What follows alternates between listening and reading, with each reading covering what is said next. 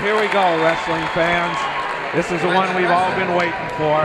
Finally got here. Saturday night, state championship, Class AA. Three-time defending champion, Montini High School. They've won 8 of the last 9 championships.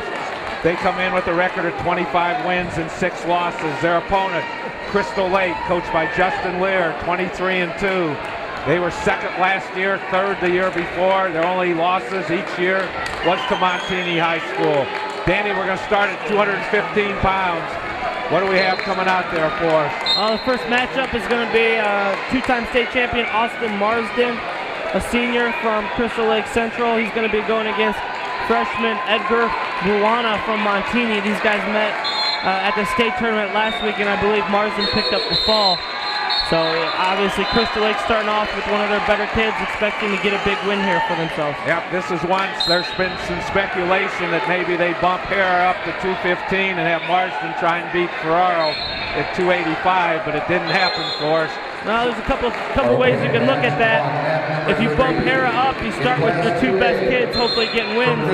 The way it is now, Hera might not even end up getting to wrestle, depending on how the duel goes. But the other thing you look at is if the duel is close, it comes down to Hera needing a win, maybe even needing a pen to put it away.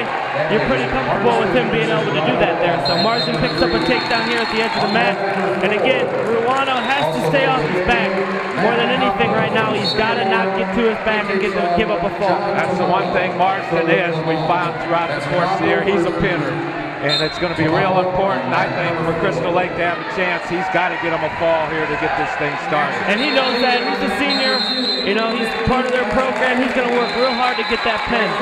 Again, it's a deal where the perennial power, Montini High School, like I said, won 8 of the last 9 championships against the up-and-coming Crystal Lake School that last couple of years they've just done some unbelievable things. So this should be a great matchup. Sit back for the next 2 hours and really enjoy what we're going to bring to you. Marsden's got his crossface in. Again, he runs heck out of this cradle once he gets it in. The Montini boy peels it off, gets to his feet.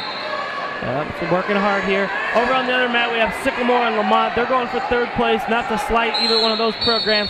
We're going to focus more probably on the championship match. It's obviously the duel that everybody wants to everybody's been waiting for all year long. So if you're tuned in to Mat 4, you're a Sycamore or Lamont fan, we'll apologize to you kind of in advance. We'll try to keep you updated as much as possible. Sycamore is up 4-1 at 2:15 over there in the first period. Nothing else, we'll make sure you know the team score so you know how your team's doing. But Marsden's got the leg in, 33 seconds left.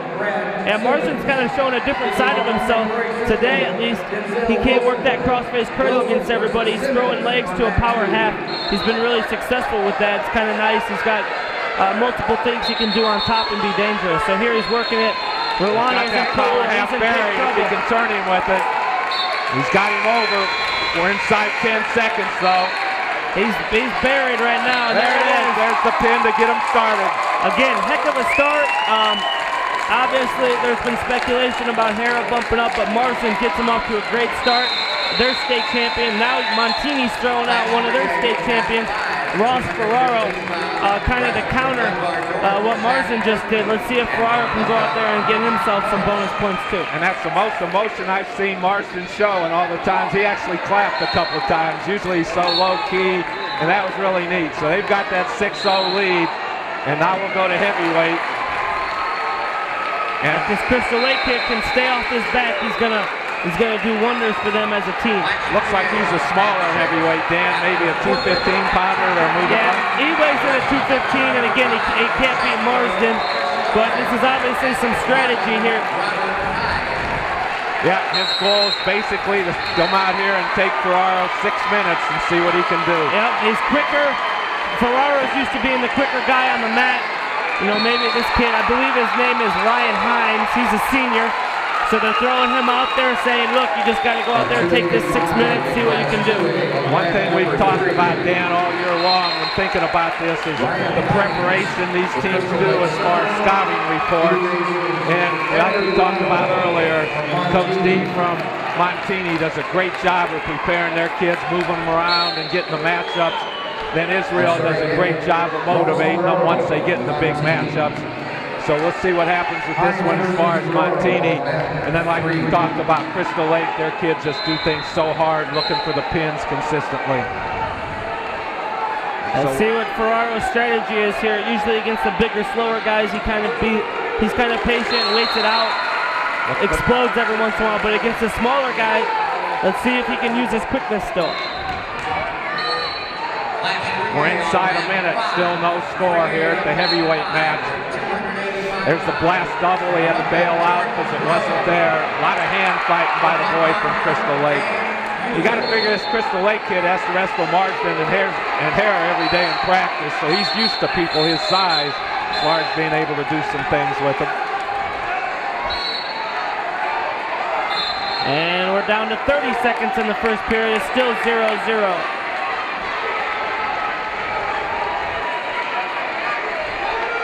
Again, two different coaching strategies here, I guess. Israel's on his feet quite a bit, yelling and screaming, whereas Justin, he kind of leaves that up to his assistant coaches. He's pretty much there trying to keep his kids calm and stuff like that. So different styles for different coaches. We're inside 5 seconds in the period. And that's the end of the first period, no score. This place is rocking tonight, as you can hear. We got great matchups all around. Lombard North over on the AAA match just got a big win at heavyweight. And Ferraro picks down, and touching. Crystal Lake kid's gonna let him up to start the second period, so Ferraro has a 1-0 lead. Second period, there's that blast double. Yep, good job by the Crystal Lake kid there getting out of that. And that could be big. Ferraro got the first point in the match. If we go to the ultimate tiebreaker, he'll have his choice. Crystal Lake boy doing a great job so far, hand fighting and basically just making sure the match stays close for as long as possible.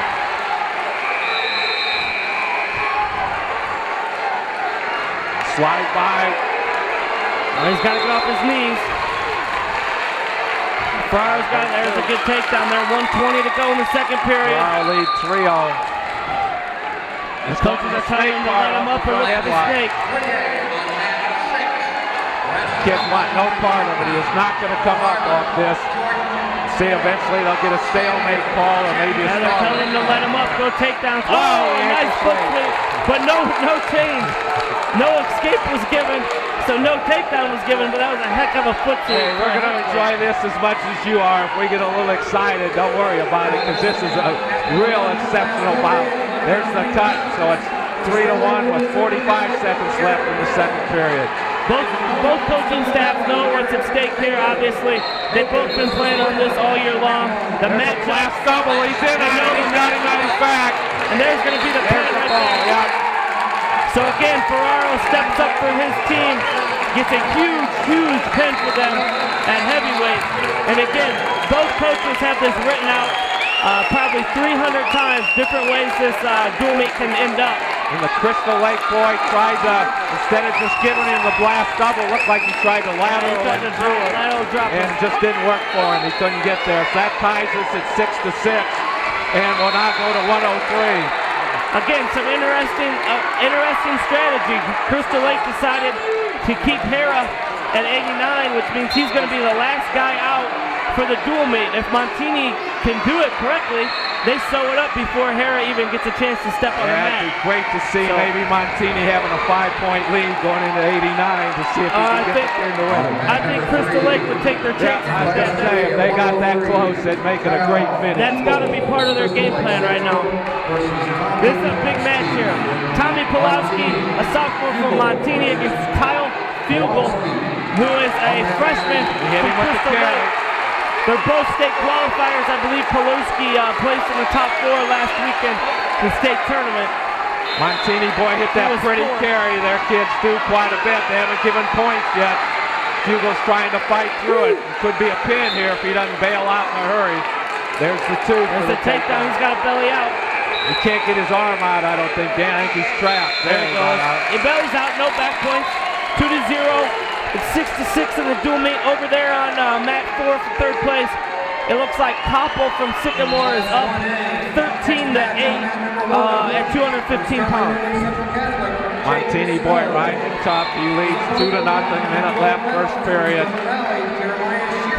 And again, I think Crystal Lake would just like to keep this one close and maybe lose by a decision if they can't get the win. Well, it's going to be a good match. I mean, obviously, they're both state qualifiers. They're both, pretty high-level athletes. So if Crystal Lake, this is one of those swing matches, perhaps that there's going to be multiple ones like this where they have to win at least a few of them to give themselves a chance. Yep, he cuts him. He gives him the point to make it 2-1. I'd go right back to that shot if I'm he hits that nice carry that's kind of hard to defend. He stays on it. He's going to be aggressive the whole match. Fugel's going to have to wrestle and get to his shot. Well, that's where we'll see different styles during the course of the night, Dan, like we've talked about. Montini kids, I use the word, they're more flamboyant. They come around, try a lot of weird type of things, whereas the Crystal Lake boys are much more methodical. They come at you hard with their style, that cross-face series and the blast doubles and things like that. A stall warning there, 28 seconds to go in the first period, 2-1. Montini's winning here at 103, 6-6 in the dual mate. Fugel's trying to get to a shot, but Paluski's got too good a defense there, good sprawl. Drive him out of bounds to get back to a fresh he's start. He's going to get in trouble here. 15 seconds. Spinning behind him. Yep. Drive him out. There is good. 14 seconds to go. 2-1, still in favor of Montini as far as things go.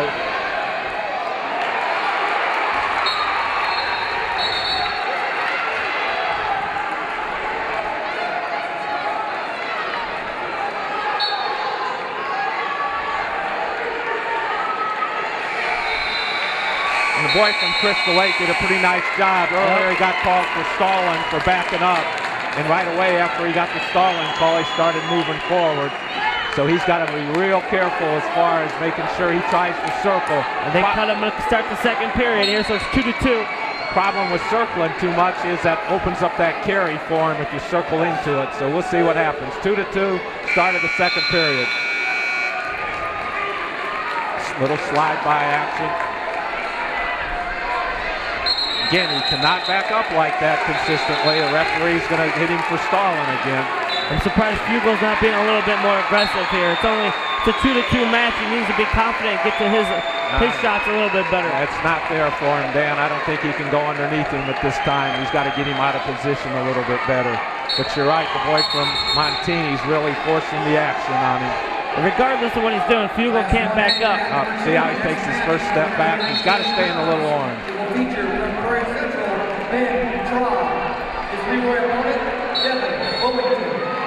Sycamore picked up a win over there at 2:15. They lead 3-0 now against Lamont for third place. They're at heavyweight now. Sycamore is 0-0 at heavyweight.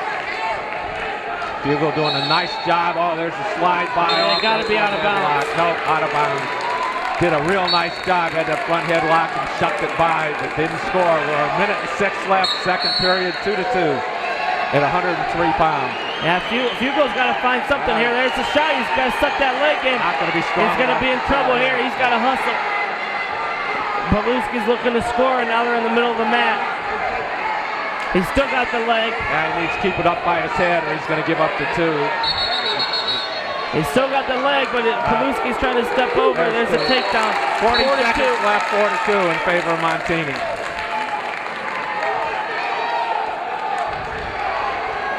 Again, you can't realize the atmosphere that's here. It's just great. The AAA people are yelling and screaming. Obviously, our maps have been great so far. The Class A people, y'all know they're crazy. So it's just been a great moment, or a great first start to all this stuff. We're inside 15 seconds, still 4-2. And there they give him the stalemate. 15 seconds. Fugel needs to score here. 15 seconds, a fresh start. He's got to get a point if he wants to win this match. No, you're going to have a caution there. So we're still at 15 seconds. Like Danny said, huge point here if Fugel can score. He's up. He's got to stay on his feet and stay in. Not going to happen. We're at 11 seconds now. Get back to his feet and see if he can't get a score here.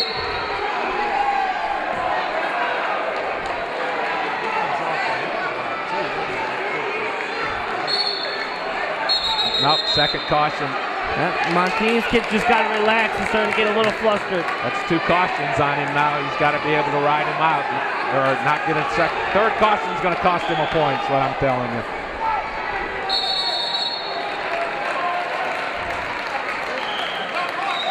Now he's waving that caution off. I've never seen somebody wave a caution off before. It's a first for everything, I guess. Well, hold it. Now we're all confused here. So we're going to reset. 10 seconds left. 1 caution only for the Montini boy. He's got it. He's got a chance. And he gets his point. That's huge. That's good hustle by Fugle. Good work. Paluski tried to follow him, but he just couldn't stay with him.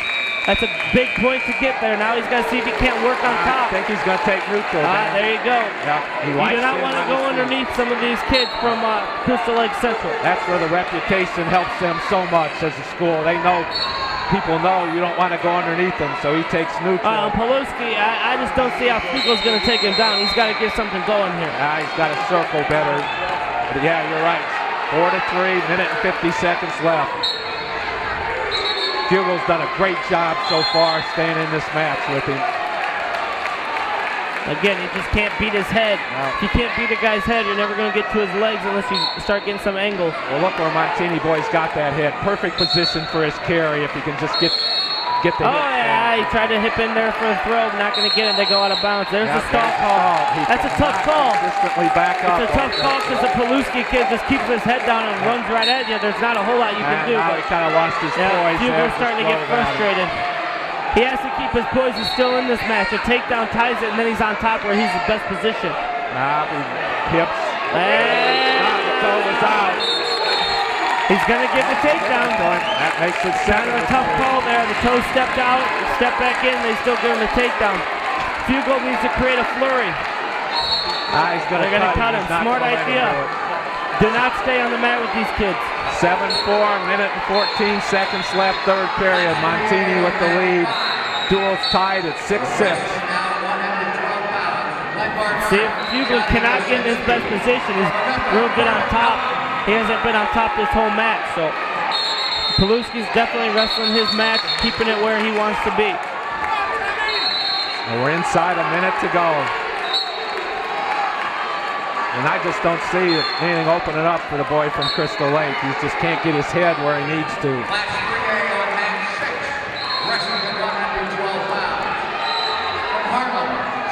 40 seconds to go now.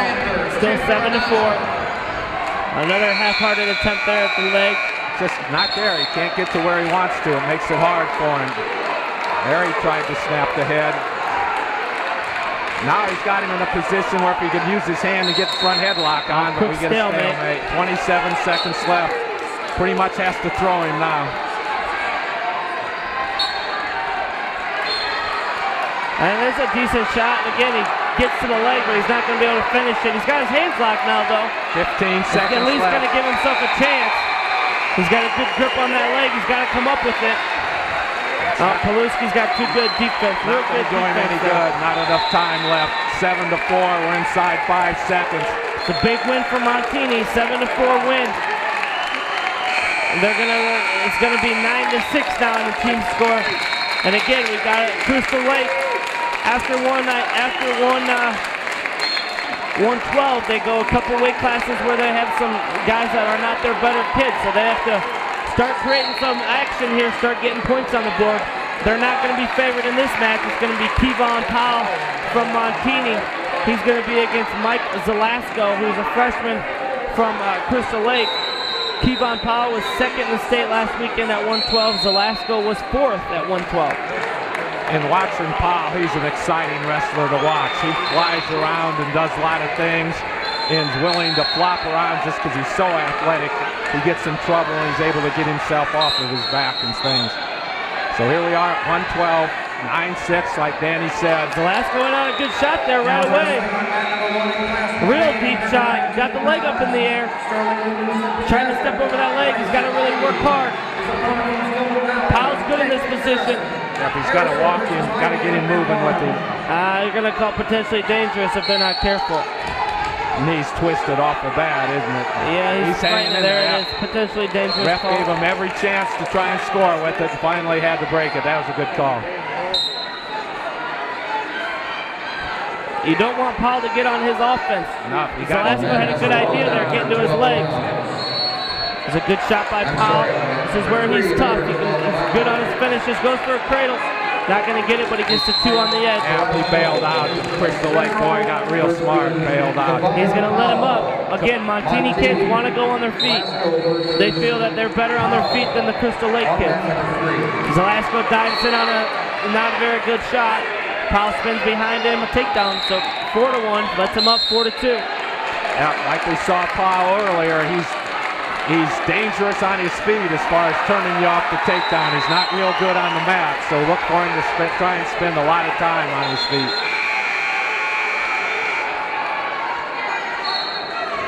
So far, the Montini kids are doing a much better job of controlling the center of the mat. Crystal Lake kids, while they're not stalling, but it kind of looks like they are because they're backing up quite a bit. Again, we're inside. Pausing on another shot on the edge. Velasco's got to get out of bounds here. He's got to get out of bounds. Constructively. Yeah. Not points yet. Nope. No, it shouldn't be. Good work. Finally, he did a good job there.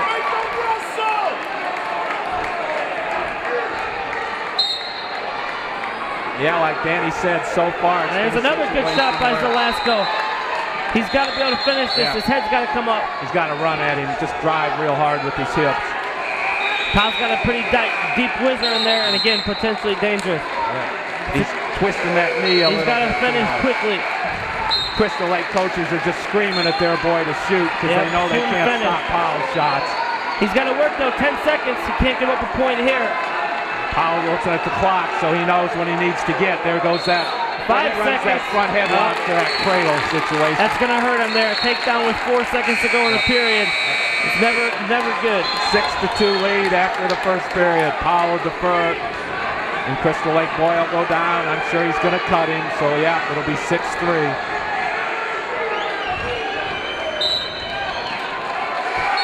Again, the Crystal Lake kids, they're so good on top, but they're never getting a chance to get on top. We saw that at 103. We're seeing it again here at 112. Unless Velasco gets a takedown, he might never be on top of this entire match. That might be interesting in the third period if he chooses to be on top. It depends on what the takedown might be. Oh, you're right. My fault. They haven't been able to get the flip, so they get the choice in the third period. And the referees definitely don't like the way they're trying to counter these Montini kids. Montini kids push at them and they don't want to circle at them. They instead back up a little bit. The Montini kids have definitely been coached to be aggressive on their feet. Obviously, they recognize that that's probably their strength against most of the Crystal Lake kids. They're trying to keep them on their feet as much as possible. Take down to an escape. We're 8-4 with 1:10 left, and Powell's another takedown. 10-5 now with a little over a minute left in the period. This is where Powell, his confidence is sky high, just like we saw this afternoon. Velasco's he's got to try to get in a scramble here and end up on top one time. There's another decent shot, but again, he's not moving. He shoots and stops. Powell's way too athletic, way too quick. He's going to score from there 9 times out of 10. He's just killing him with that front headlock series. Velasco, kind of in a tough situation now. He's shooting on Powell and giving up takedowns, but if Powell shoots on him, he's going to give up a takedown. So he's almost got to be, hand fight and try to control the wrist. And he's got the cradle locked up on the edge. There's a takedown. 2 takedowns, 14-6, 30 seconds left. And Coach Montini has such confidence in him, they cut him again with only 30 seconds left. Oh, there's the throw. You make that mistake, you're in big trouble against him. And there's the pin. So Montini will take a 15-6 lead after 112. And again, you talk about momentum. Montini's fans and their kids are fired up. They're jumping up and down. The Crystal Lake kids are kind of sitting around. Their coaches are kind of, look a little dejected. Their fans look a little dejected. You have to get momentum in a big duel meet. It kind of helps carry your guys, maybe elevates their momentum a little bit more. So they have to do something here that they're not supposed to do to get that momentum swing back in their favor. All right, what do we have here at 119, Dan? It's going to be Chris Meyer from Crystal Lake Central. He's going to be facing Michael Gibson from Montini. Gibson's a 12-pounder who bumps up to 19, I believe. So this is one Crystal Lake needs to win to stay in this? Is that what actually, neither one of these guys is a state qualifier or the star on their team, so it's another one of those toss-up matches. Could be a big swing match if Crystal Lake can get it. Crystal Lake needs to get a win here in order to get things going for themselves, get the momentum back. Again, they started off the duel with a big pen, and ever since then, Montini's gone 3 straight matches where they've kind of dominated the action a little bit. So Crystal Lake needs to figure something out here, get some momentum. So we're at 119. Again, we started at 215 in the duel. Crystal Lake with a pin, and pin at heavyweight for Montini, a decision at 3, and a pin at 12, 15-6. Over on the 3rd place mat, going into 112, it looks like Sycamore is up 9-3. So going into 112, Sycamore leads 9-3. Boy from Crystal Lake got in on a shot, put him on his butt, and the boy from Montini countered it. Looks like they're looking for a stalemate here. They're giving a big chance to finish this for both kids, but I don't see a whole lot of stuff happening. There's the stalemate call. We're 42 seconds left, nothing, still on their feet here, first period.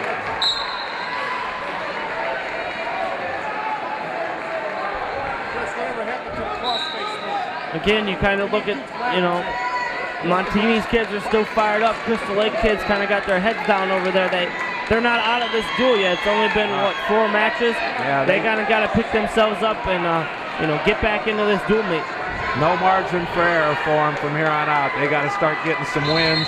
This would be a big one for them to get back in this. Danny said, this is one deal where neither one of these kids is a superstar. Big chance to help their team out by getting a win. We're inside 5 seconds in the first period. Crystal Lake Mayer's in on a shot there, drives him out of bounds. 1 second to go in the period, so it's going to end the first period 0-0.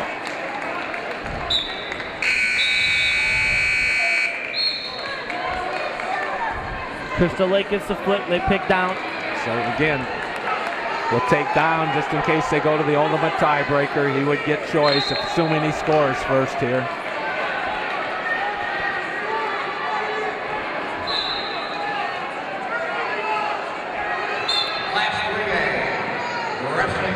Good initial movement, but he got stopped there, and he's got to keep moving now. That looks like the Montini boys looking for some tilt type of stuff. He lanes on top, tries to pull the wrist in. That's usually what you're trying to set up when you stay in that position. Again, nice riding spot for him. Knee up the butt, hips tight, grabbing the wrist. If the ref lets him stay there for a while, it'll be tough for the boy from Crystal Lake to get out.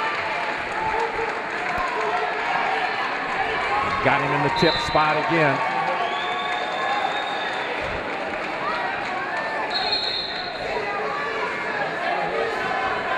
And the Crystal Lake boy bellies back, so it's still nothing, 1:15 left, second period.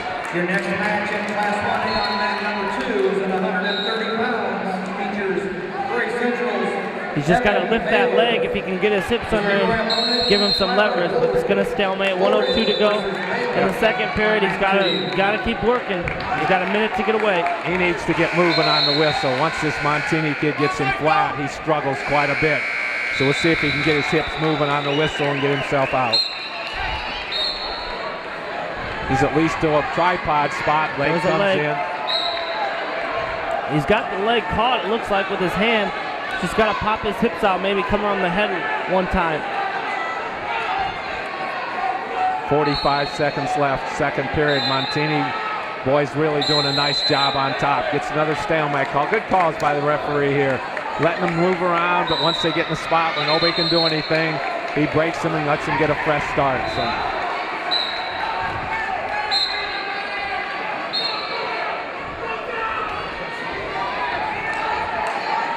Again, tremendous ride. Look where he keeps the hips, the head's buried.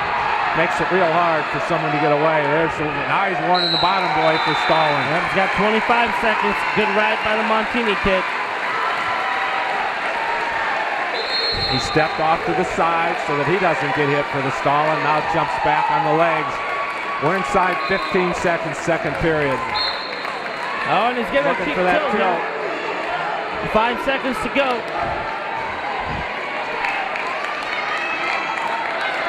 And that's going to end the period. We'll go to the third period with no score, and Montini boys got the choice. See if he's going to pick down. Oh, here he goes. It's the first time we get to see a Crystal Lake kid on top since Marsden was on top, actually, I think. So now what are you going to do if you're at Crystal Lake? Try and ride him for a while and turn him? Try to get a turn. That's where you're best usually. He slides the leg in off the breakdown. It's a nice job of sliding that leg in. That was nice. He's got him going. Power half in. We get a potentially dangerous. Bad angle for us to see there, Dan, and the ref was right on top of it. But he had it buried with that power half. But he was standing looking right at it, and we're looking at it from the back. So he's got the leg in again. Let's see if he can get it again. He definitely had that power half buried on him. And here he comes. He's got it in again. Oh, and he breaks it again. He's consistent at least. I'll give him credit. Wow. The fans that are down there are not happy, and neither is Coach Lear. He's going to argue it. I think he's got a good point. I could see that, I can't see as well as the referee, but that's a tough call down there to make. Yeah, like you said, that power half we've talked about all day long, Dan, protecting the shoulder. Yep, and the ref's sitting looking right at him, and we're looking at it from the back. Some refs let that go forever, like you were talking about this afternoon, and this one's doing a nice job. As soon as he sees it, he's breaking it. So. Yeah, a lot of refs will let it go. Some refs hit it quickly. Yeah, Coach Lear, because he did question it, gets an unsportsmanlike, which doesn't cost him at the time. But I believe the next one could cost him a team point, so he's got to possibly take it easy over there. Let's see what happens here. Crystal Lake Kids goes right back to it. It's a heck of a ride, but he's got it, he's looking for the turn. Yeah. He's not just trying to ride him. That Montini kid's going to kind of shell up a little bit. He doesn't want to get his shoulder ripped off. Well, again, when you're going to call it, like you say, he's covered up off the bottom. When you're going to call it? Here it goes again. Let's see if he breaks it quickly again. He's got the now he should break it because the shoulder's way up high. And he's not going to break this one. Montini kid's going to get a reversal. And that puts them up 2-0 with just over a minute to go in the match. The Crystal Lake coaches probably wanted him to break that one. Again, tough deal for him. Go to your go-to move twice. They break it for potentially dangerous. And now you got to try it a third time so you're not quite as aggressive with it. 2-0, Montini lead, 45 seconds to go. And if he lets him stay there, he'll ride him forever. Yeah, he's got the leg laced. And both kids have done a great job of riding during the course of time. Crystal Lake kid's got to create a flurry. 30 seconds to go. He's got nothing to lose as long as he doesn't go to his back. Now he tries to come don't up. pull him on top of you. Montini kid's getting a little too comfortable there on top, pulling him on top of him. Trying to hit that crab ride. Crystal Lake kid's got to turn the other way. He's turning the wrong way right now. Watch the knee there. Oh, hello. I hurt my knee just watching it. Good thing these kids are young. We're inside 10 seconds. He's turning the wrong way. He's never going to get away like that. There he starts to turn the other way. 2 seconds left. Montini's going to get a big win here at 119. And again, that's a huge win for Montini. They're probably going to be favored in this next match. And then 130 is going to kind of be more of a toss-up. Again, Crystal Lake has to get something going. Right now, they're way behind the scoreboard, and we're way behind as far as momentum is concerned. So big win for Montini, puts them up 18-6 after 5 matches.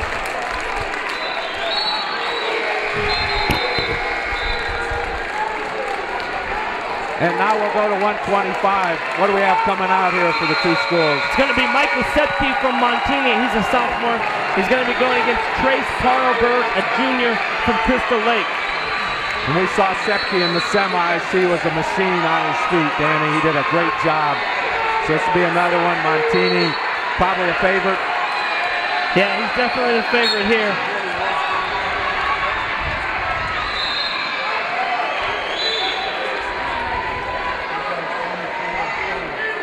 He's in on that shot, driving across, finishes double, and the Still, he's got the takedown.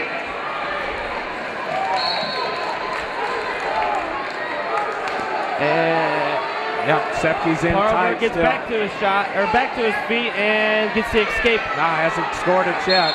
And There there's they the give it to escape. him. 2-1, minute 25 left, first period. 125 on mat number 3. Trace Paulberg, Crystal Lake Central versus Michael Sepke, Montini. Over on the third place mat, Sycamore leads 12-3, and they're to the 119-pound mats. Sepke in on another shot. And no points yet. There's the two. We're at 55 seconds left. They lead 4-. 119 pounds on that. And Sepke cuts him again. It's going to be 4-2, 45 seconds to go in the first period. And again, you keep seeing kind of the same thing over and over in all these matches. Montini is so good on their feet. They want to keep the match there. Druck versus Mason on mat number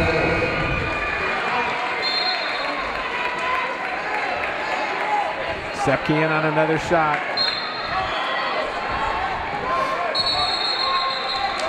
4-2. Sepke's chasing them all over the place.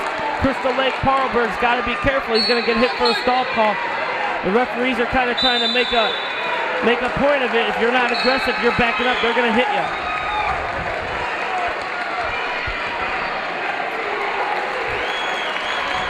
There's a shot attempt right there, but he's got to be careful not to get spun behind. 10 seconds left. Big points to get. Sepke's in good position to score. He's got that front headlock running to it. Nice job by the Crystal Lake. Good work, and he even gets to a shot. Blast in there. Yeah, time's up. Much better action for him. That was a much better movement instead of just stopping on his shot. He stopped and then right away got the hips moving.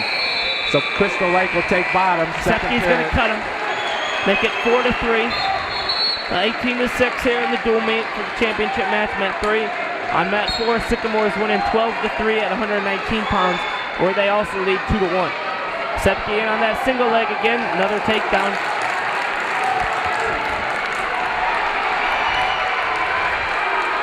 He's working an arm bar. He's cranking hard on that arm bar. He's got a buried. He might turn him off this if he can get his shoulder in. Yep. Got to get his shoulder down a little bit. Yeah. Now it's in. He can't jerk the head too much.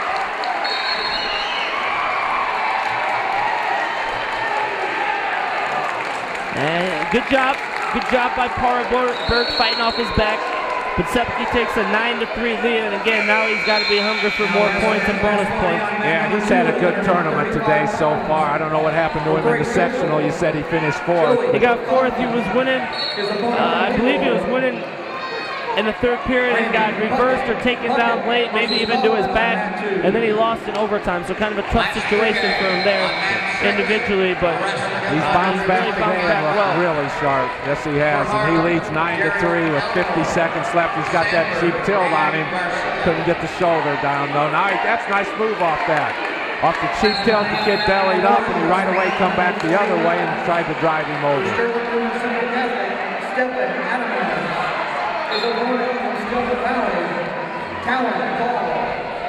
We're inside 30 seconds to go here in the second period. Over on the AAA mat, Lombard North's got an 18-3 lead over Manuka, and they're at the 125-pound match.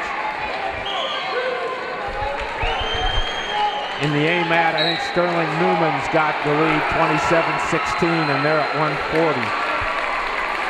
On our third place match, Sycamore's got a 12-3 lead, and they're at 119. 3 seconds left. Sepke's still holding on to that leg. Good job by him, not getting up too late. And he needs a water break. Oh, just a mouthpiece replacement. I thought Israel thought this was a marathon. He's giving a water break there.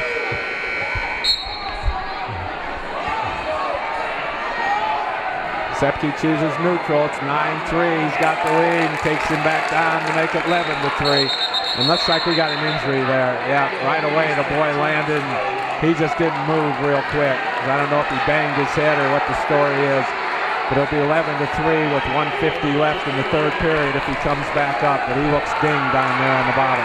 Yeah, but it's one of those things. Are they going to let him continue? That's the big rule they've really worked on this year is anytime a boy gets a head injury of any type, they take every precaution to make sure that he's all right. And the trainers do have the option of not allowing him to continue. So we'll see what happens. He gets a minute and 30 seconds of injury time, and he's used about 30 seconds of it so far. He's sitting up now at least. See if they're going to let him continue. Yeah.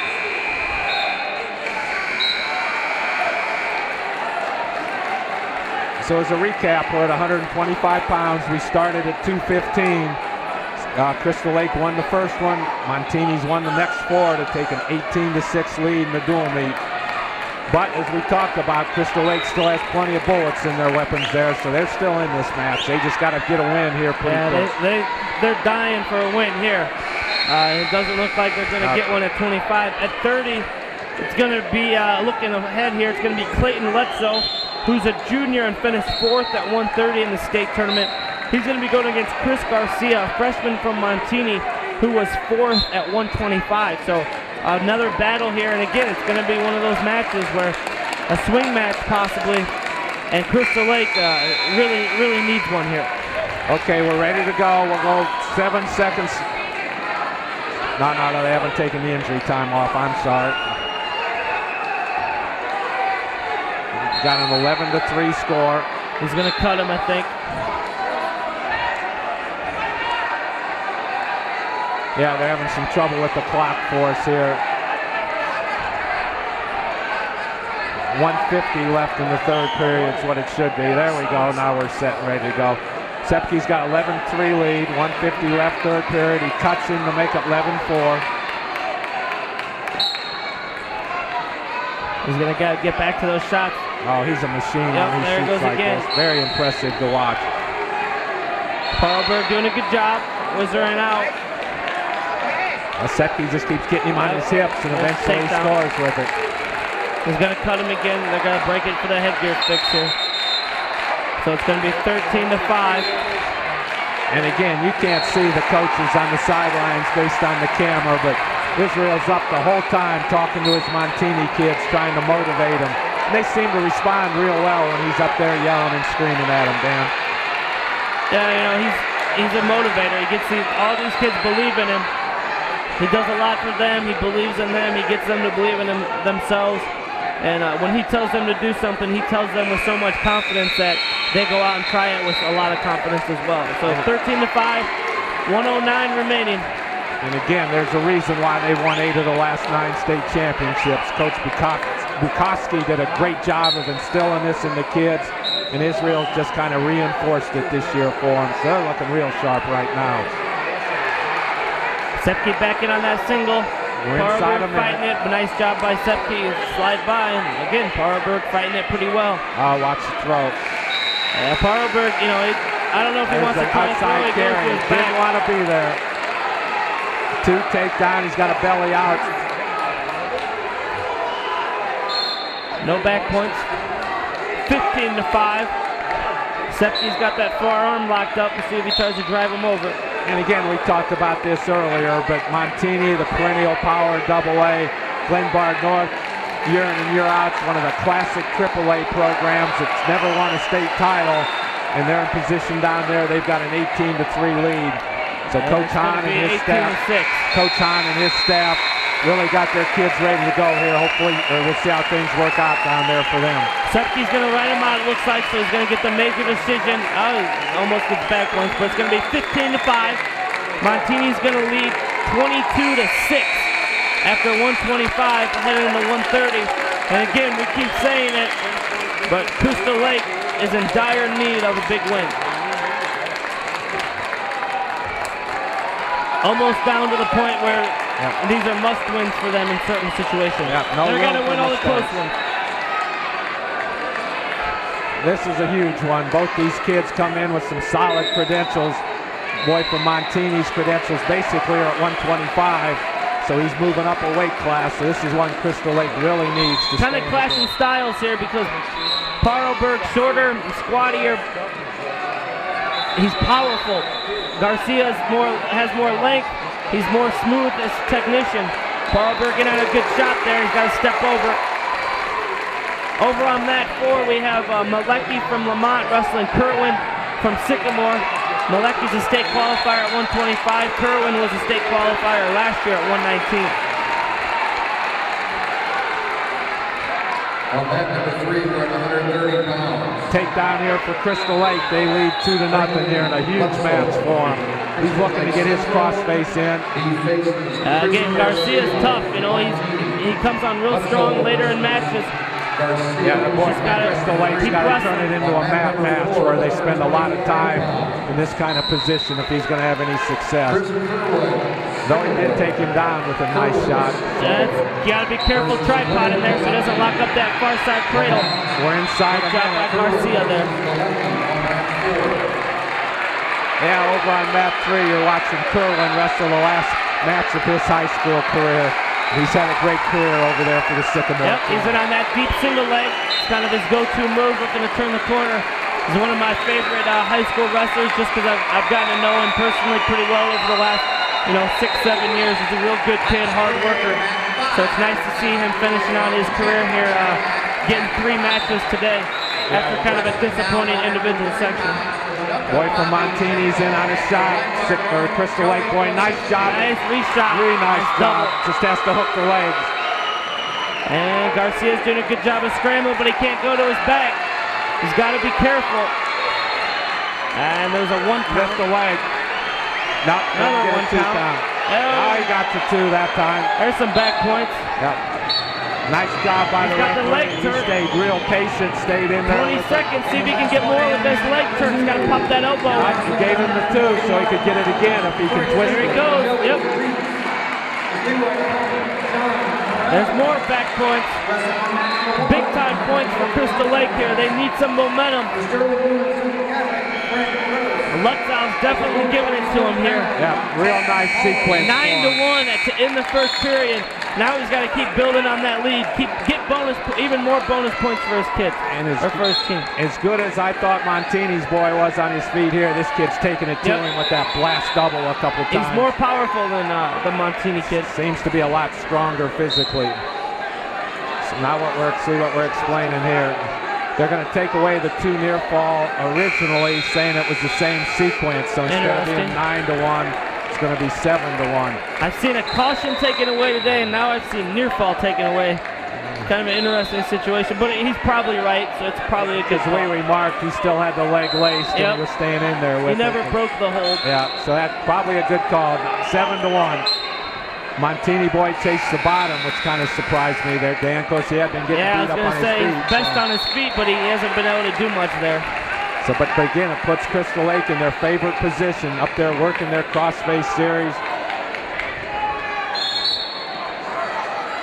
Again, I'm sure the Montini kids have practiced against this quite a bit in the last few weeks, making sure they're ready for it. He does get out, gets his escape. Again, Garcia gets better as the match goes on, so let's see if he can kind of, pick into this lead a little bit. Kerwin backing on that shot over on mat 4. He's up 5-1 in the second period, lifts the leg up, looking to finish it. Let's see if he can finish it on the edge over there. Parlberg kind of a shot from way out. Yeah, but look how powerful he is. Yeah, Garcia's turning into a scramble here. Lift the leg and you'll be fine. Gotta be careful. And again, he just basically horses him over. Yeah, that's just physical strength. Garcia's got to be careful. A lot of time, though. Yeah, Garcia's trying to fight it an awful lot. Nice job by him staying out of that, because no points yet. No points for anybody. Parlberg's just got to settle. He doesn't want to scramble. Not 7-2. Second period, about 45 seconds left. Get a stalemate here eventually, I would think. Because neither boy's looking to improve. They're both basically just hanging on. All I think of Crystal Lake boy firing a power half to the far side, and they might give him control. Nope. There's a takedown there. Kind of an interesting call. 9-2 with 25 seconds left. I think he hooked that back ankle. The referee was waiting for him to circle and hook that back ankle there. We couldn't see it from our angle. There's that slop throw again. He's just too powerful for him. 15 seconds left. Be interesting to see Lutzo. I keep calling him Parlberg, but Lutzo. Be interesting to see what he picks here going into the third period. Kerwin up 7-0. Some blood injury time going on over there. Yeah, you're right. He's going to have to take bottom here, figuring the Montini boys aren't real slick on top. He might try to cut him. Yeah, Israel's over talking to him. We'll see what becomes of this. 9-2 third period. So it looks like he's going to stay on top of him at least for a while. Lutzo up to his feet. Kind of a power stand, yeah. Again, he's just short and stocky. He's got that power. All his power is, so compact. Whereas Garcia's so get himself long. in trouble here if he's not careful. Yeah, looking for a stalemate probably. Garcia is at least. He's got to keep that leg up by his shoulder. Keep scooting. Nobody's good call by the ref. 1:36 to go. 9-2. Now it'll be a big point here. Bonus point if he can win by at least 8. He leads by 7 right now.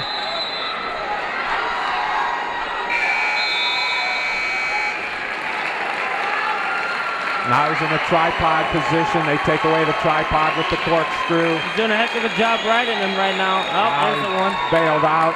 So it's 10-2 with a minute. Lutzo's got to keep building that lead. He's got to stay on it. He can't give up a takedown. He's got bonus points right now. And it looks like over on mat 4, there's going to be an injury default. Malecki is going to injury default to Kerwin. So again, the last match of Chris Kerwin's high school career, he state qualifier in 2010. Almost made it to the championship match this year. Disappointing sectional, but he really bounced back. I think in the team part of this, he had 4 wins for his team and helped lead them to the third place match where they have a lead of 18-7. So a great career for him. He's got a lot to be proud of. He's done a really good job for that program. Yeah, and he moved up a weight class to do all this because he was at 119 all year long. Yep, Garcia in on that shot, looking for a slide by. Bledsoe has to be aggressive. He wants to get back to one more good power double, basically to secure the match. Yep, get in your best position. He's got a 10-2 lead. He's got to win by at least 8 in order to get that bonus point. 40 seconds. Yeah, see if the Crystal Lake boy gets in on a nice shot. No, he's not. Garcia's trying to go after it a little bit. Don't like that strategy. Oh, nice job sitting through. He's extended. You should drive him out and get a fresh start. Yeah, he's real extended. He's got. He gives up the points. Huge point for the Montini boy. 10-4 with under 15. Again, he's just getting beat up in this match, but he scores that last takedown. He's going to save his team a team point. And, at this point, it doesn't seem like it's that big of a deal, but that might come into play later on. Yep, that'll be your final score. Crystal Lake will win 10-4, and they'll now trail 22-9 in the team part of it. That's a big win for Crystal Lake, but really they were in a position to get bonus points and weren't able to, so it might be a little bit. Yeah, Gozinski just got a big win. He got back points out of a scramble early in the second period. He wins at 9-3, so they're up 21-6 now. 21-6 over defending state champ Manuka. And on the Class A mat, it's 30-16 in favor of Sterling Newman, and they're at 145 still over there. Remember, we started at 215, and we're at 135 now. At 135 pounds on mat number 3. The referees are discussing. Nothing comes of it. Solarte is trying to get to his shots here. Verbenek might be a little bit more. He might be favored in this match, but Solarte just has to stay solid. Nice shot by Verbenek, trying to finish on the edge, and he goes out of bounds.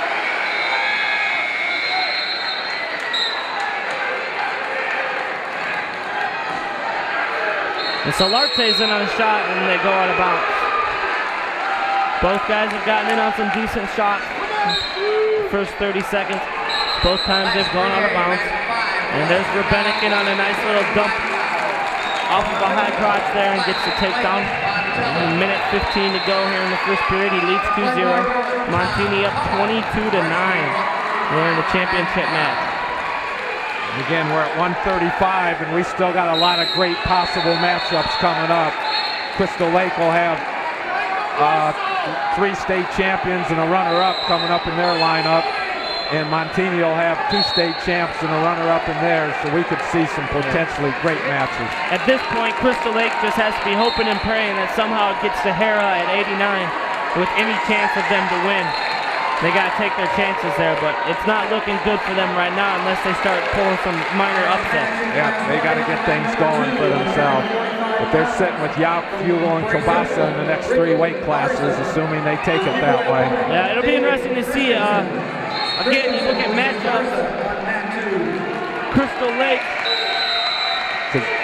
Montini's going to be sitting with, at 45, Bear, Robertson, and Willis working their way up through 60. So we'll see what happens. Crystal Lake's going to be kind of in a tough position because they only weighed in 135 and 140.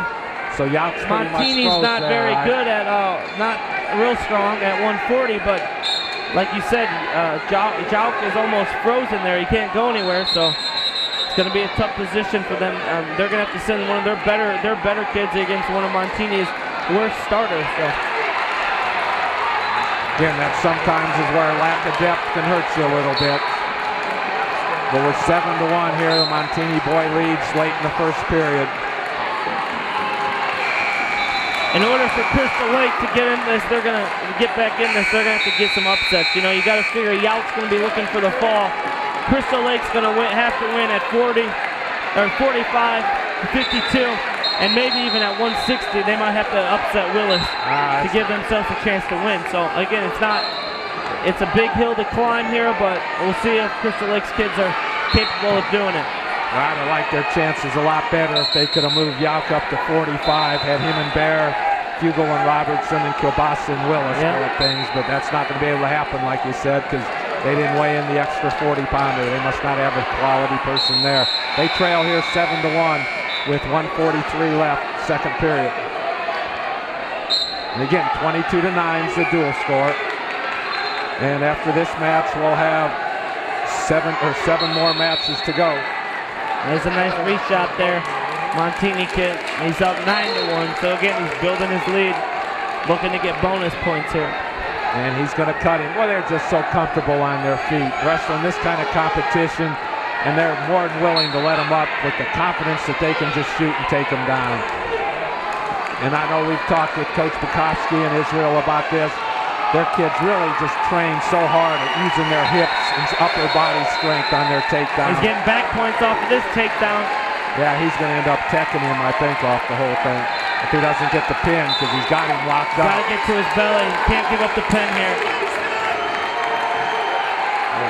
Inside 15 seconds. 16-3. He's going to cut him again. They're going to have to try and throw him, I think, to get the fall. See if he comes in with some type of front headlock to a snake to look for the throw. Oh, Solarte took a bad shot. You don't want to do that.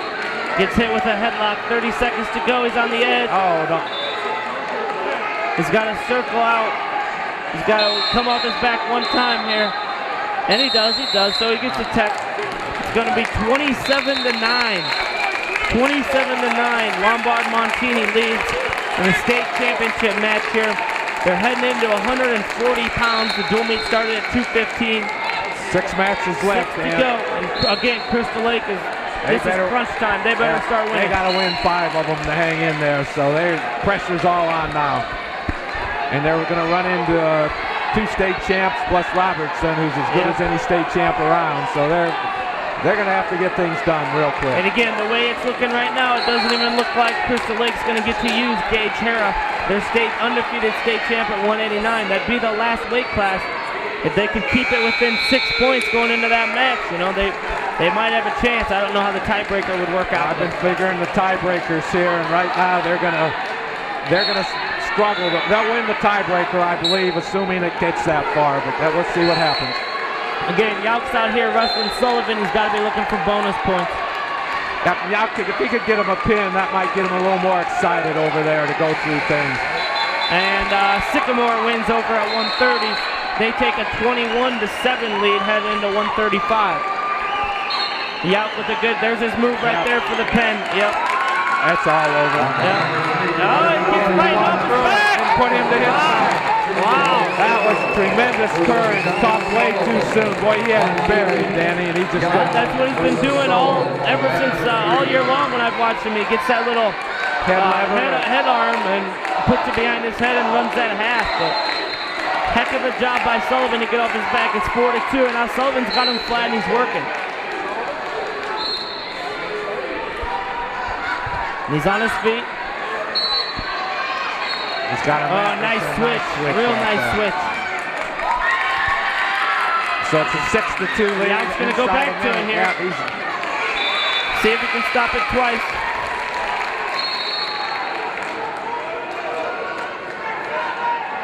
and he's not going to let him put that crossface in. Look at that. The Montini kids are not going to get crossface cradled, I don't think. It's their game plan.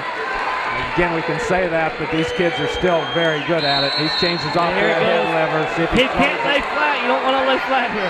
30 seconds left. Lamont kid at 135 has Zimmer on his back from Sycamore, first period. Yaup's going to try to run the head lever again.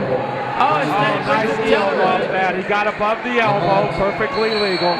He might be looking for a pin. Now we're inside 10 seconds. It's going to be tough to pin him off that.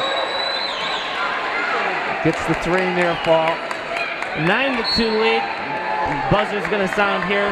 Heading into the second period, it's 9-2. Lamont picks up a pin over there on at 135 on mat 4. It's going to be 21-13 headed into 140. Sycamore's leading for third place. Yaup's going to start the second period on top.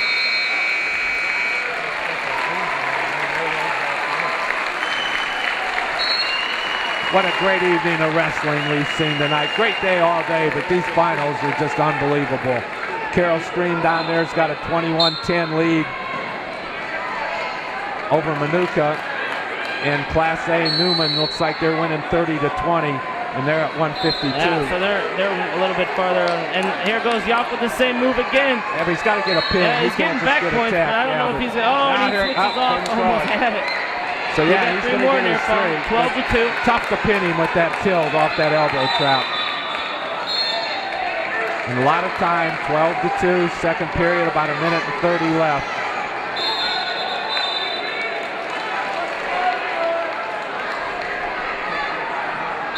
I don't know if he's going to turn him with this tilt. He's got to lock up that crossface or the little head arm thing. Yeah, just go to a power half and be tough with it. Be a good choice for him because you're right. That tilt's a tough way to pin somebody. Great way to get near fall. Yep. Again, Montini's kids are doing a fairly good job of not giving up that extra bonus point. He saw it at 130. They didn't give up that extra point here. Again, if he just gets tech fall, that's almost like a victory for him. He keeps trying to throw that off his head lever. He's just not able to do it. Over at mat 4 for third place, we have Lamont winning at 140, 2-0, 45 seconds to go in the first period, but they trail Sycamore 21-13 in the dual meet score. There's a reversal for Sycamore. It's 2-2 now, 35 seconds to go first period. Okay, Dan, looking at what we have coming up, it looks like it'll be Fugle against Bear. Yep. Rematch of the state championship. Again, Kilbasa and Robertson, rematch of the state championship. So we got some great matches coming up here. And again, the Crystal Lake kids basically have to win. They don't have a choice. So there's 6 left. They got to win 5 of them. And like I said, they might struggle to beat Willis at 60.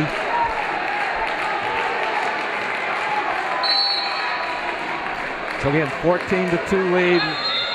We're on cleanup time for blood, and I'm sure Coach Lear's told his boy here, Yaup, that he needs a pin. He's got the lead, a lot of time left. Put your best pinning combination on it and take him.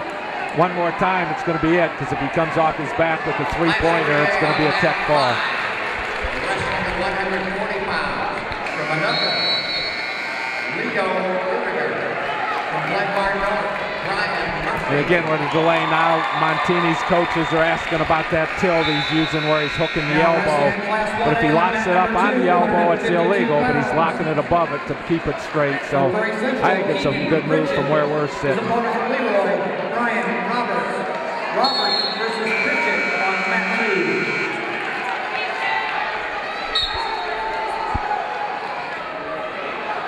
Now 45 seconds left here in the period. He's up 14-2. He's got to get a good secure turn. He doesn't want to tilt him. He's just going to get attacked if he tilts him. Yep. Take his time here, try to get something secure. Nothing else, take it to the third period. You don't want to do it and just get the near fall. He's going for that elbow again. Again, I don't understand. He's going to get the, they only gave him 2 off the thing, I believe. Or no, he's sitting with the 3. He's trying to set that up, I think. It's too late. He got the 3, and that ends it. Big mistake, I think, on his part. So he's going to get a tech, so it's... Great ending to his high school career, definitely. Yeah, these great season, great career for him at Crystal Lake. Got to be a tough night for Crystal Lake's coach, Justin Lear. He's had these kids for the last couple years, and I know he and the seniors are real close, and to see him wrestle for the last time for you is always a tough situation for a coach. Yep, and remember, Bear didn't wrestle in the semifinals because we believe he was hurt.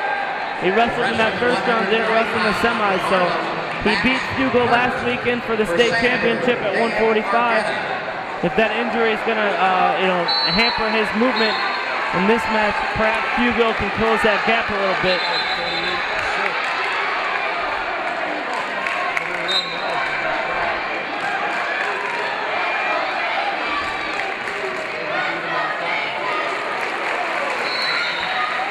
Again, 27-14. We've got 5 matches left, and as we talked about, Crystal Lake really needs to win 4 of them. Bear beat him 6-0 last weekend at the individual state tournament. Just dominated him on his feet. Hugo's got a huge gap to close. But again, if he can dictate the pace of the match, get a takedown early or something, get on top, make it his match instead of Bear's. Bear's one of the best I've seen at shooting and then just being, I'll call the word mean, and going after him. He's tough. He's a competitor.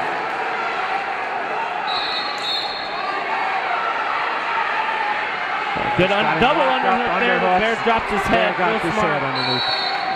Again, if you get a chance, contact the IHSA, Craig Anderson, and tell him how you liked the broadcast today. If you had some problems with him, let him know so he can have it improved for next year, because we're real happy to bring you this. It's been a great day for all of us. Stalemate call, 54 seconds left, still no score.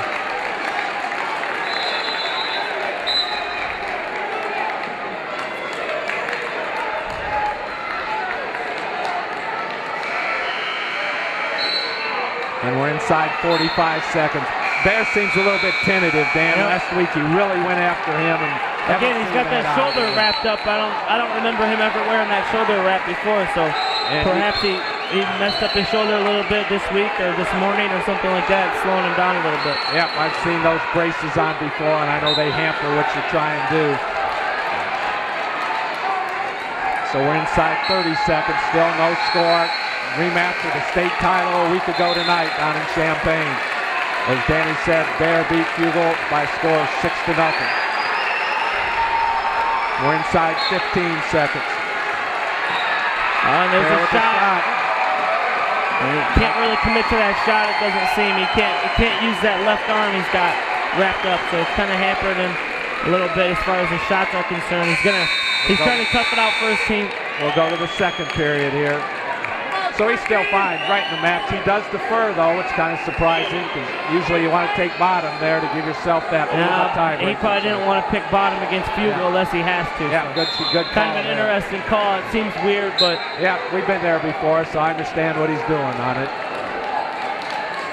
And Bear just cuts him. Yeah, Bear's got to keep this match on his feet.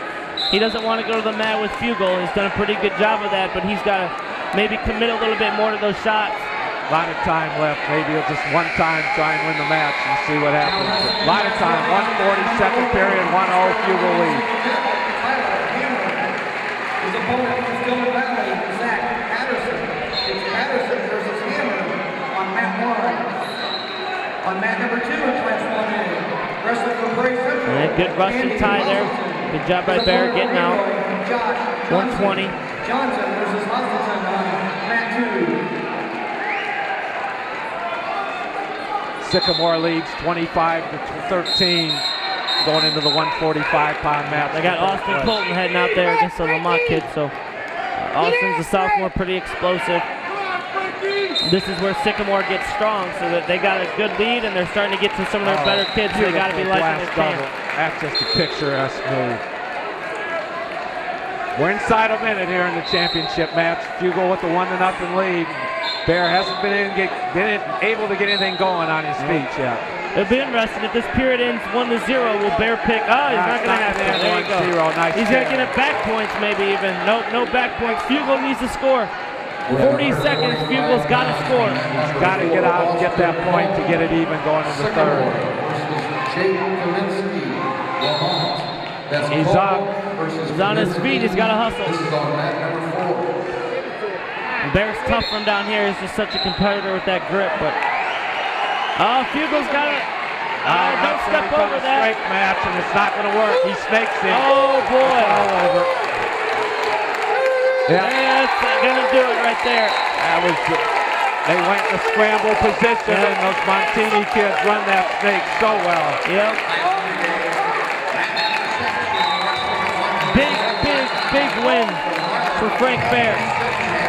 So that'll put them ahead in the duel 33-14 with 4 matches to go. Let's see what Montini does here at 160. Are they going to send Robertson? Or 152, yeah. No, we're not going to see Robertson. Kielbasa. They're going to send out, I believe it's Mike Maduko. Kind of interesting there.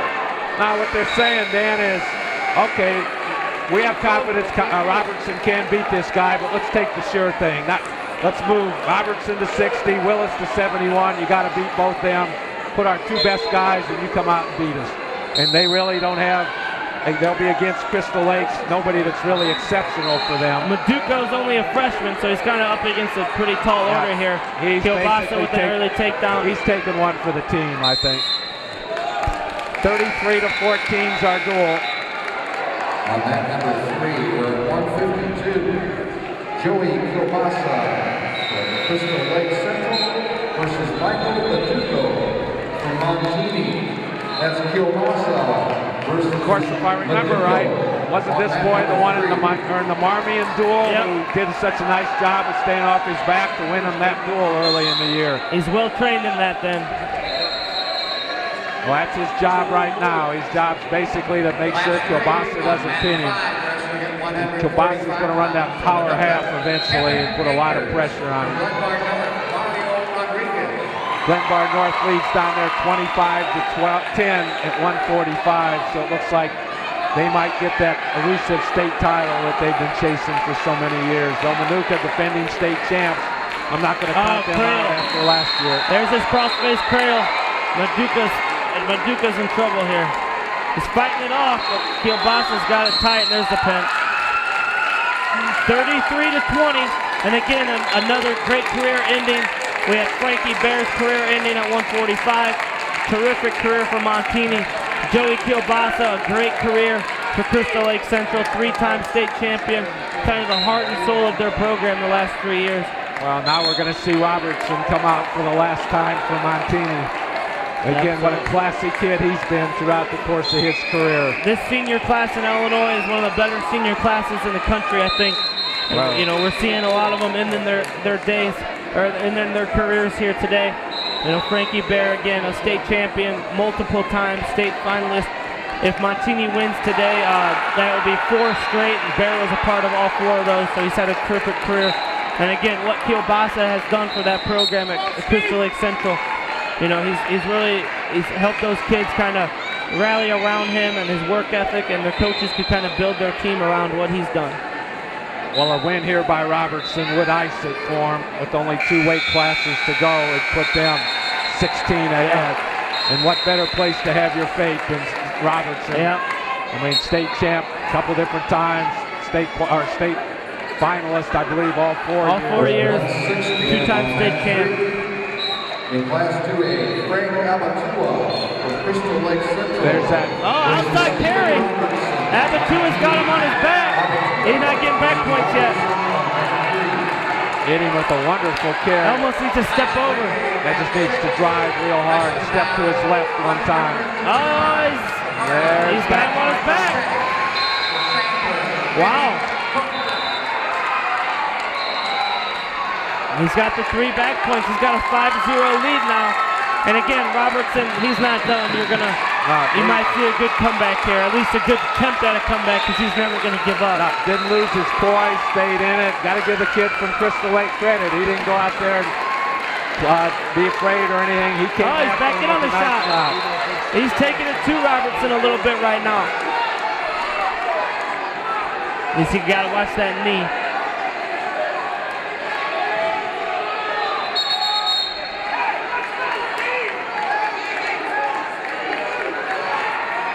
Yep, Robertson has to get to a shot. Boy from Crystal Lake's done a good job when he's able to go after his legs. We're inside 30 seconds, 5-1 in favor of Crystal Lake. Now Robertson fakes, gets to the shot. Nice takedown, 15 seconds.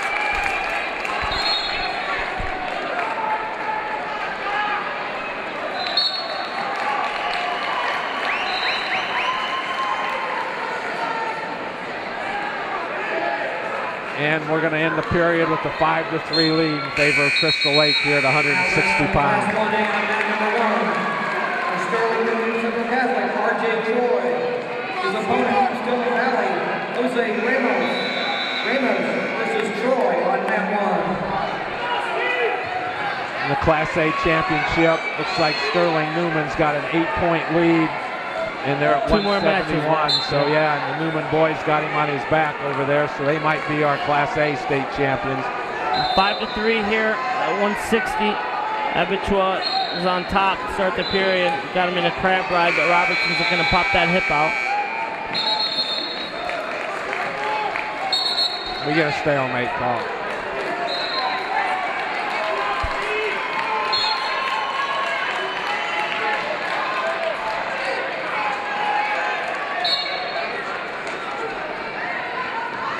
Again, 3 matches left, and Crystal Lake needs to win all 3 of them. 60, 71, and 89 in order to have a chance to win the duel here. In fact, they got to win 3, one with a pin and one with bonus points to get to where they want to be. Yeah, they're in trouble. Again, Montini came through in some big matches, scoring late, picking up balls when they needed to, holding themselves out of bonus points when they needed to. They've done all the right things to win this duel meet.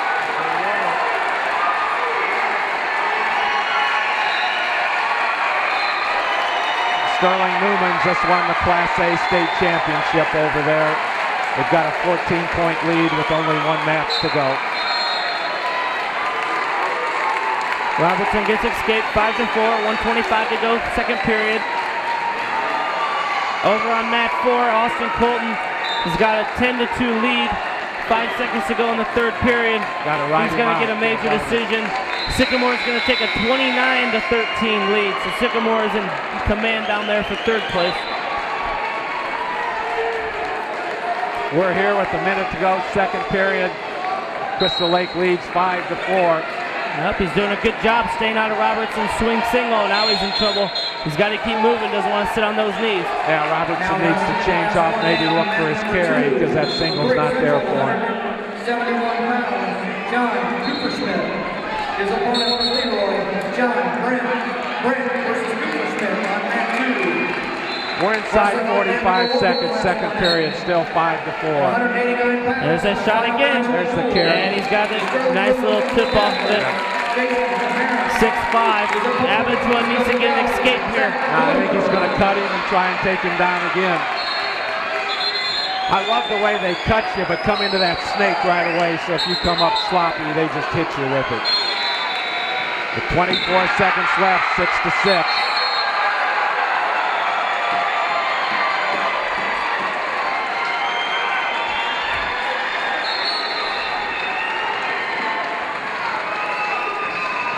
We're inside 15.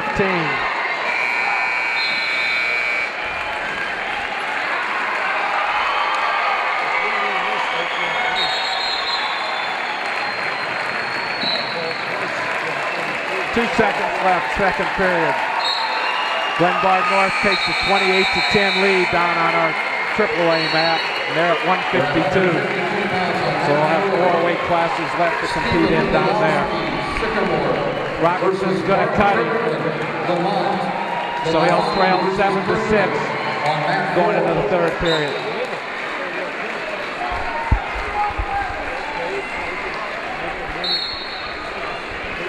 Class 1A, we have a final on mat number 1. 7-6, Robertson's down by 1, but he gave up that 5-point move to start the match. Oh, Abercrombie gets back to it. And this is the same move earlier. Yep, he's trying to get back points. Robertson's starting to get his hip up. Yeah, couldn't quite finish it. He might still finish it if he can keep that leg secure in there. He Gotta looks keep like the he's got toes the in takedown. though. He's got both legs wrapped up on, I'm not sure. These Robertson's shoulders to go back down just a little bit. Oh, tough call. Yeah, let's see. A tough call. They're going to break him. And they gave it to him. Can't complain about that one. Nope. One of those ones go either way, and really, one way or another, you couldn't complain. Again, he's got to keep wrestling, though. You got to figure Robertson's going to get to his feet and take an escape. Then he would just need a takedown to tie it up. Habitual is better served trying to get back to that shot again. I think he should try and ride him and work the mat as much as possible. Lombard North, Brandon Haydock. Wrestling in the final match of the duel on mat number 2 in Class 1A. Hey, get that leg in. Nope, he's not going to be able to. 55 seconds Get out of left. there. He's going to get in trouble with this crab ride. Good job of getting out of that. Keep his head up. It's a good work so far. We're inside 45. Again, Dan, we talked about earlier, Robertson comes in, we're right away giving him the match, but that's why you wrestle it. This boy from Crystal Lakes just Yep, he hit that nice move right away, that 5-pointer. You know, you hit a 5-pointer early on, it gets you going. And so let's see if he can hold on, but this has just been a tremendous effort by him, wrestling one of the top wrestlers in the state who moved up a weight class to compete against him, and he's got to be careful. Yeah, he's getting in trouble with this crab ride. 30 He seconds. needs to know when to bail out. He seems comfortable there. He pushed him over, now it's a muscle match. He ends up on top. This is a big match for him right now. He's doing a great job. He gave Dylan Reel a great match at our sectional. He's doing a really good job against Robertson. He's like the giant killer. Rolls through. He keeps that lock. Again, this is Stephen Robertson's last match of his high school inside career. 10 seconds. He's battling right now, but it doesn't look like he's going to get a win. He still salute him for a great career. He should have broke that if he called stalling. Yep. But again, salute Robertson for a great career. This is a tough one here. Got to salute the Crystal Lake boy then too, because he wrestled a heck of a match and keeps him in it now. 33-23. Yep. Again, give credit to both guys. Robertson on a great career. Abitua on a great match right there. So now we're at a spot where they're going to have to beat Willis with a major in order to stay in it. Yep. And Willis is the state champion coming back here, so plus we just said that about Robertson. Yeah. He was in there and should have got a win, so that's what makes this so enjoyable for us all to watch. So here we go, 171, 33-23. Crystal Lake sitting, they've got Gage Harris sitting in their pocket for the last match of the night. If it comes down to it, you got to figure he's heavy favorite to win it, but they need a major at least in order to keep it in.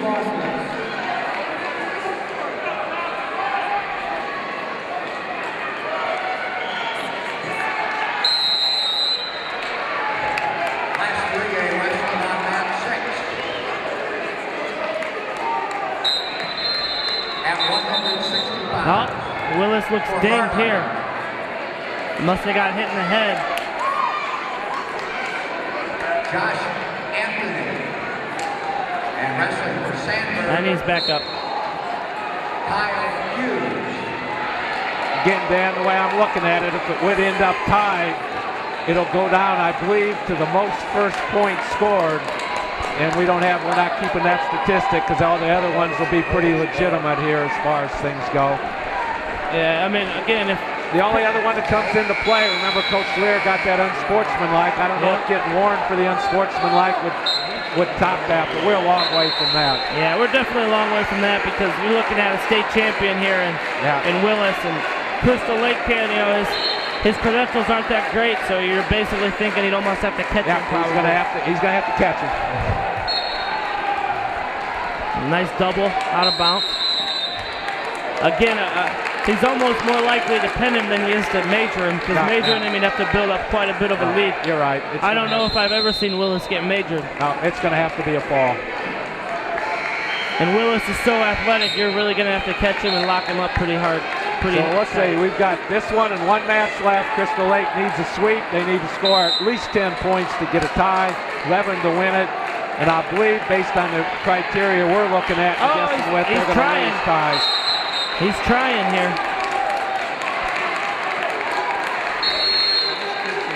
Again, Hera is warmed up and ready to go over here. No doubt about it, he wants to get out there on the mat and wrestle. He wants an opportunity to get out there and help his team. What better way to end a duel if it would come down to that? But I'm not Willis going to see it. Willis, he's in pretty good control here. He's real difficult to score on. 2-0, 43 seconds left, first period.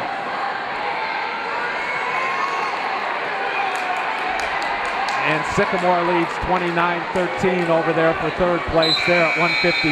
Is that Lulowski wrestling for them? Lulowski's up 6-0. So this could ice it for him, I believe. Hopefully we get to see Colton against Nagel. That would be up next at 160.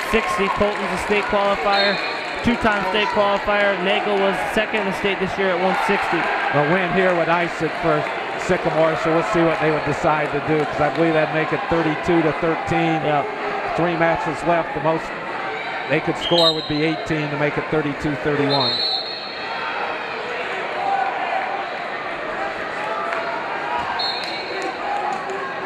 And nice shot here. Willis, another takedown. He's up 6-2 now, so Crystal Lake kid, again, he's going to have one chance maybe to catch him on his back and get the pin. So hit him with some type of, I'll call it junk move or garbage move, but do something real hard one time and put him on his back and leave him there.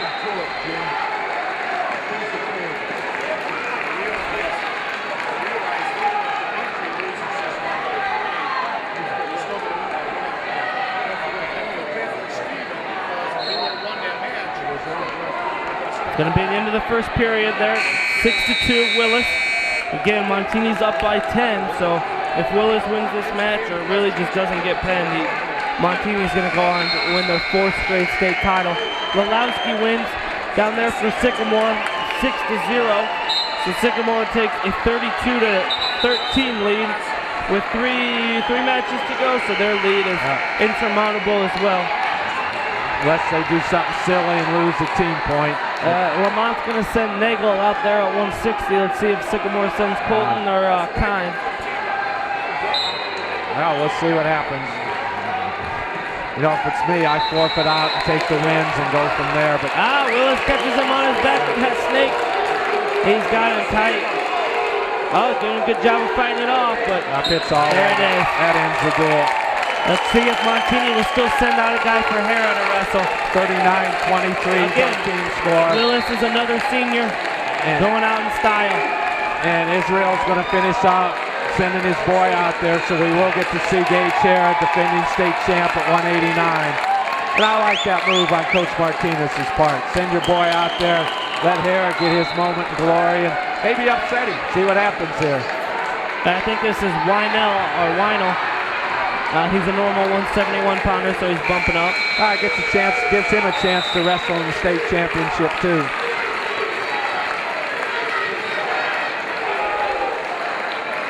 So again, Montini, 4 in a row, 9 out of 10 now. Great run for him. And Hera right away looking to put him on his back, and he gives up a takedown. Got a little too excited to try and do things. He didn't come out under control. It's a switch to almost a cradle. Now he's on top. It's 2-2. Nagel leads 2-0 over on mat 4. And he's got a cradle locked up. Again, another senior. Real good Class 2A wrestler in the state of Illinois. The state runner-up at 160, ending up his career there. Sycamore's he gets the fall, so it's gonna be 32-19. Sycamore's gonna send out their senior Kyle Colton at 171 pounds. And again, he doesn't have the credentials that these other kids have maybe, but he's a kid who I know personally. He's worked really hard to get to where he is, so you give a lot of credit to him that he's done such a good job for that program. He's been a good leader for all those kids. He's got a younger brother who looks up to him quite a bit, so this will be Kyle Colton's last high school match as well over on the third place match. Yeah, like Danny said, he's had a chance to work with a lot of these Sycamore kids back when he was in college.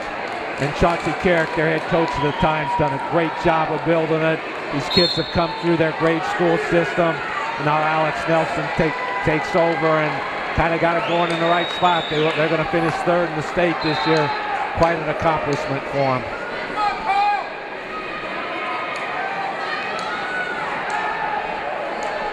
And over in our AAA mat, is that Hill from Manuka wrestling at 160? Yep, that's Hill, state champion in Class 3A. They trail by 14 with just 3 matches left. So their Manuka to defend their title is going to need 3 wins with bonus points in a couple of them. Yep.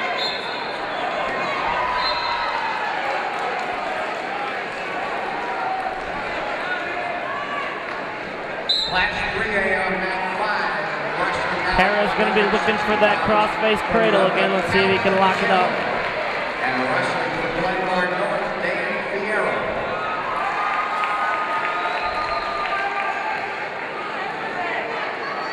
Got the crossface buried, got that elbow inside the shoulder. He's so tough from here. Yep, he's got that cradle locked up now. Jump sides, he's rolls all the way through.